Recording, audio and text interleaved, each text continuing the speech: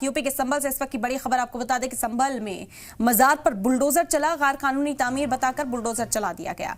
Revenue महकमे की बड़ी कार्रवाई देखने को मिली। कार्रवाई के दौरान पुलिस फोर्स की मौजूदगी भी बड़ी तादाद में यहां पर देखने को मिली ताकि कोई माहौल को खराब ना कर सके।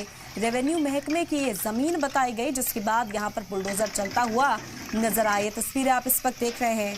यूपी के संभल से ये तस्वीरें हम आप तक पहुंचा रहे हैं। संभल में लगातार इबादतगाहों पर बुलडोजर चलता हुआ नजर आ रहा है। संभल में मजार पर बुलडोजर चला। गैर कानूनी तामीर बताकर मजार को मुनहदिम किया गया, मजार को हटा दिया गया है। कार्रवाई के दौरान पुलिस फोर्स भी मौजूद रही।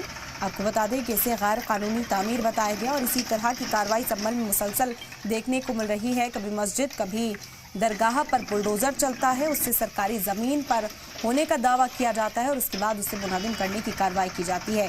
संभल से ये तस्वीरें इस वक्त आप देख रहे हैं और जाहिर तौर पर माहौल खराब ना हो, मुस्लिम तबके में रोष और गुस्सा न पैदा हो और उसके बाद इंतजामिया की टीम के साथ कोई झड़प ना हो, इसे देखते हुए पहले से ही बातचीत का सिलसिला कायम किया जा रहा था, राब्ता कायम किया गया था और उसके बाद इस कार्रवाई को अंजाम दिया गया और इस दौरान पुलिस फोर्स भी मौजूद रही।